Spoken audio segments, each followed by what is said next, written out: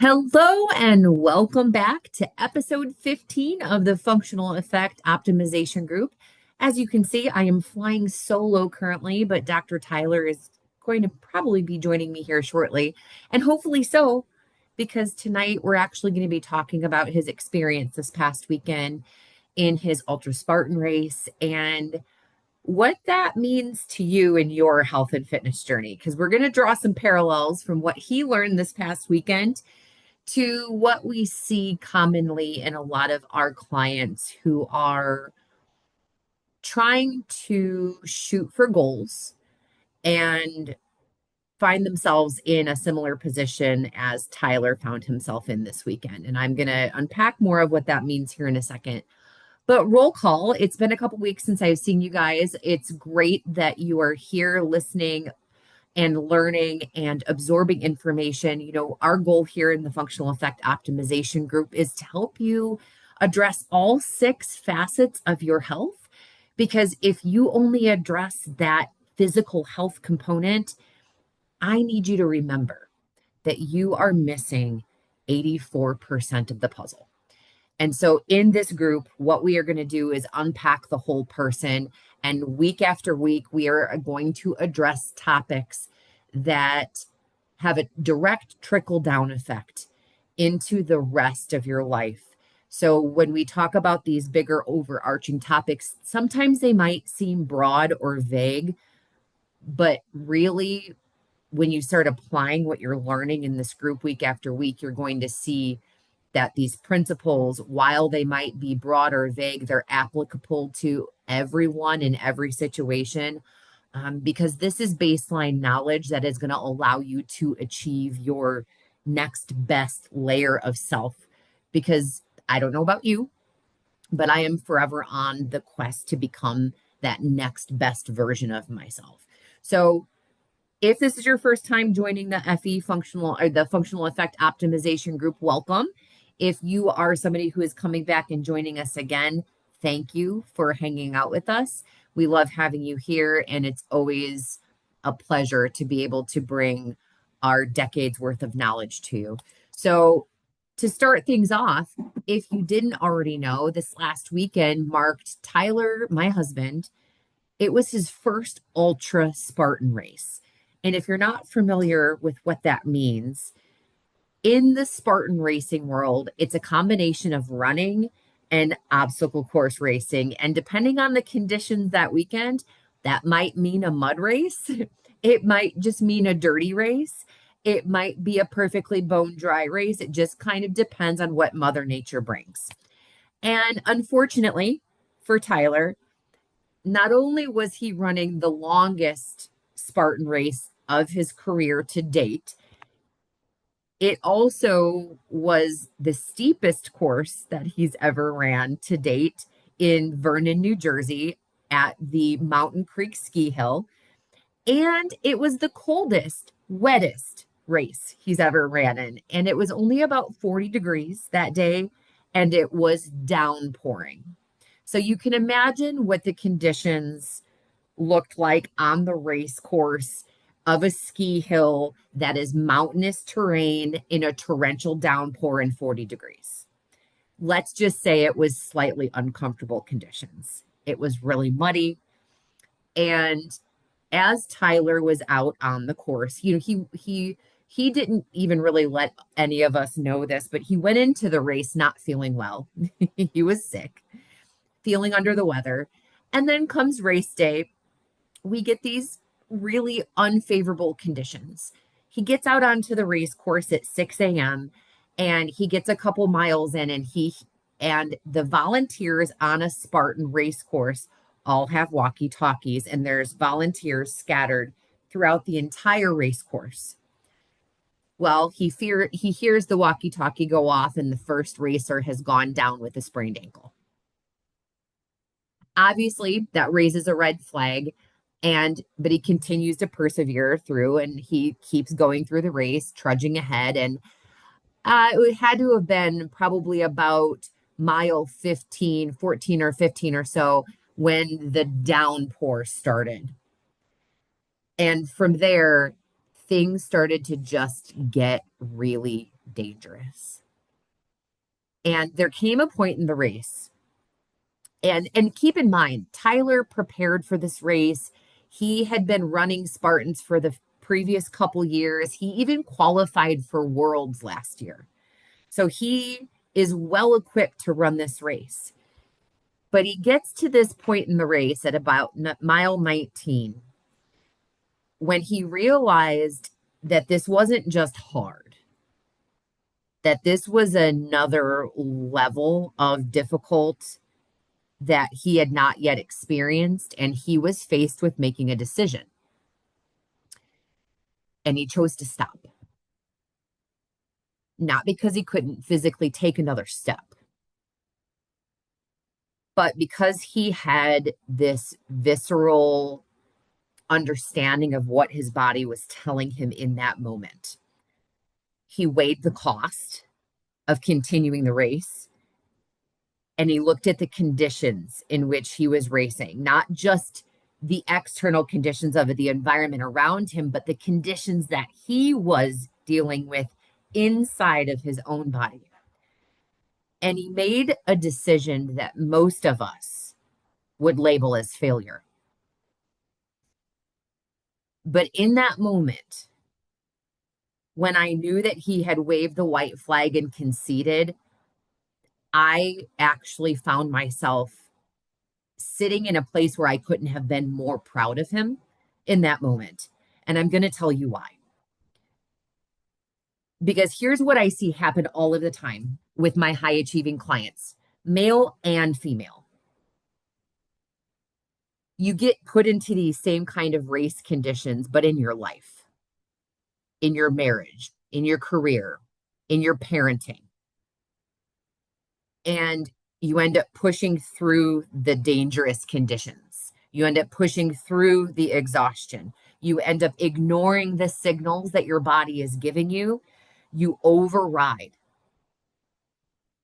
You override the screaming that your body is doing at you. And it comes in many different forms. And we're not going to sit here and unpack all of them tonight, because it can look like everything from insomnia to digestive health issues to anxiety to depression. I mean, you can fill in that blank with a lot of different things. But at the end of the day, you're forcing plans that aren't working. And you've been taught that pushing through is the answer. If you are of my generation and you are someone who is in the 40 something or about to be 40 something club, and especially if you are of the female persuasion and you are above the age, around the age of 40 and up, you have been taught to push through exhaustion, and you have been taught to ignore the signals that your body gives you to the point of detriment. And no one had ever really taught you how to listen to your body. They told you how to listen to the demands. They told you how to listen to the needs. They told you how to listen to the plan and how to execute the plan.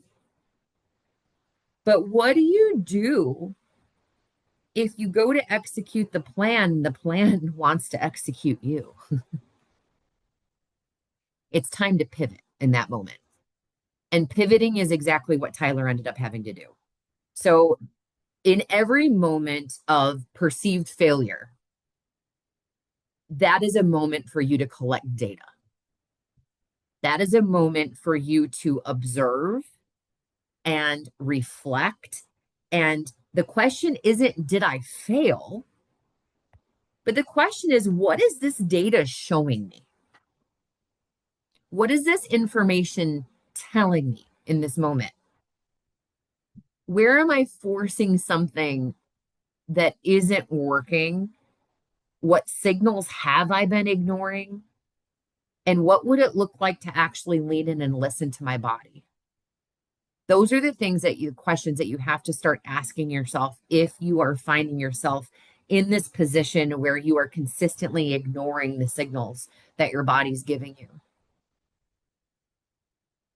So reflective time What is that for you? Don't feel pressure to put anything in the chat for those of you who are listening live tonight, but I want you to sit with that question. What does it look like for you to actually listen to what your body's telling you and to respect it instead of pushing it to the side or telling your body to shut the hell up so that you can carry on with whatever it is that you're doing? There is a time to push. Don't get me wrong. But when the cost outweighs the benefit and the juice isn't worth the proverbial squeeze, it's time to reassess what it looks like for you to lean in and listen and pivot away from that thing that is going to take you out at the knees. Whether that be the all of the social yeses that you have been giving, whether it be all of the personal yeses that you have been giving, whether it be all of the physical yeses that you have been putting out and all of the help that you have been offering. It doesn't matter what that thing is, but when you can evaluate the cost and the benefit, that's what's going to make the difference at the end of the day of knowing that you're making the right decision in either waving that white flag and conceding or pushing through and enduring to the end. And speaking of Dr. Tyler, I made it. He's fresh from picking up our daughter from swim team. And I was just telling them, I was filling them in all about your race and the conditions of the race and the fact that you went into it's not just the conditions of the race itself, but the conditions that you were in going into the race, despite being well trained. Right. But I talked about how that parallels to how many times we see clients that push through their pain, push through their exhaustion, push through and only to their own detriment. Versus receiving that data and being able to take that data and pivot from it. So I want you to tell the people here listening tonight and the people that are going to watch this, what did you learn through this experience of, because this is your first DNF or do not finish. If you guys are unfamiliar with that terminology, I don't blame you. I wasn't either, but it's your first DNF. What was the lesson that you learned? Give them an idea of what was it that you took away from this experience and how is it going to make you better for next time? I was not great going into that race. I was sick. My body was not cooperating. I ran a fever a few days before that, and I had a cough, and so I just did everything I could do to get prepared for it the best I could. And the weather did not cooperate. It was got down to like 40 degrees, and it was raining, and it rained way harder than expected. So I probably I knew I could handle some elevation, but I probably couldn't handle the elevation that was there. Living in Chicago, it's pretty hard to train for. The downhills are really rough. But there was probably I made it about 19 miles in, and at about the 14-mile mark is when I knew my body wasn't cooperating. I was starting to feel fluish. It was kind of shutting down a little bit, and that's I'm like, if this keeps going this way, I knew that it probably wasn't a good idea to keep going. Yeah, actually, they have gotten the whole rundown of this whole story. So when we talk about like summarizing everything and wrapping it up and putting a bow on it with what it is that you actually learned and took away from this, that's going to help make you better for next time. What does that look like for you? Yeah, I would say the Spartan race, as much you want to finish, but I learned more than just finishing and getting a medal. There's things that are bigger than a medal. And what I had to think about was Sarah. I thought about the kids. I thought about business. And for me to take myself and push so hard that I end up in medical, or like really sick, it just didn't make any sense. And I knew that's where I'd probably end up going.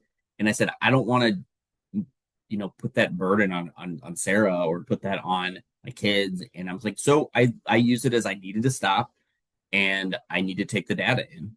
And I learned an absolute ton from this race when it comes to training, when it comes to nutrition, when it comes to I mean, really, probably the biggest thing was like the cold and the elevation that I would have changed some things. I just wasn't really prepared and I just couldn't really, it's very hard to train for it here in Chicago. But at the end of the day, would you say that you were, because I thought that you were going to end up being disappointed in your decision coming out of this, but I was pleasantly surprised that you weren't. No, I mean, I was disappointed to a degree. I was. It's not good. It's not a good feeling to know that you went into something and trained for it for a long time and you didn't accomplish it. But I guess I don't put all my weight into, oh, did I win or did I finish? I definitely became a better person. I learned so much. I because of this experience, I know I can coach people better because of it. It humbles you. You see what it takes, and you see like, well, there were certain people that finished, and there's certain people that weren't. Now the DNF rate was 42%, which is extremely high. So the weather was rough. It was difficult.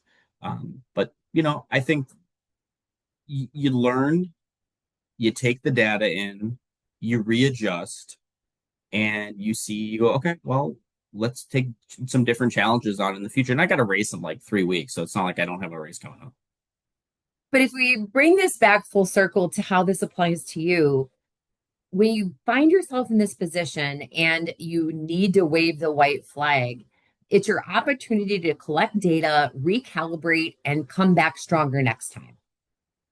It might also be an opportunity for you to see a hole where you could seek a professional with expertise in that area who might be able to see things through a second set of eyes. And so that's the other thing I encourage you, whether it be in your career, in your health, in your marriage, in your parenting, seeking a mentor or seeking a guide or seeking a coach who can help you see through a different lens and find the blind spots that maybe you've been missing in that journey so that you can recalibrate, but in an even stronger way than if you were to go it alone. So, to wrap this all up for you guys tonight, failure or quitting something that you're on the quest to achieve, if you have to fail or quit somewhere along the way while you're working towards something, that is not an ultimate failure unless you decide not to try again. It is your chance to collect the data, to go back to the proverbial drawing board, to put together a new construct that looks like something different, something improved, and a better version of what you brought last time. And if you think that it's going to be a linear process, like everything's just going to keep going up and up and up, and and that's how it's going to shake out when you go on whatever journey it is you're going on. You're going to have setbacks. You're going to have failures. But that's ultimately what makes it interesting and fun, and you learn. And yeah, I think well, I think when you put that in your expectations too, and you're like, that failure's on the board. That's on the board. Yeah, it's not. It's It's not not as if you're going to have a setback. It's when you're going to have a setback and how big. so. It's like when I talk about all the time about systems, like I did my system work. And I'm still going to keep working the system. Like I'm still going, I'm tweaking. I'm making some modifications to my training and how I train a little bit to make sure that I come out better. So, what is that thing for you?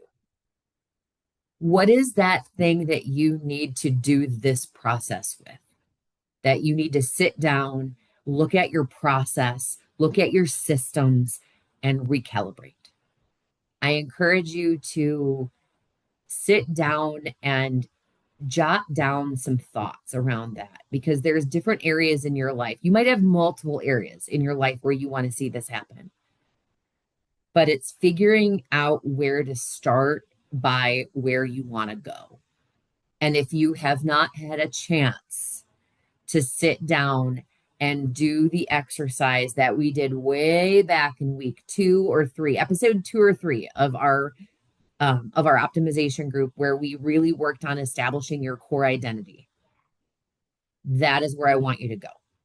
Head back to those early episodes, check in with yourself, establish that core identity and your core values, and you will absolutely be able to crush the next adventure that you go on.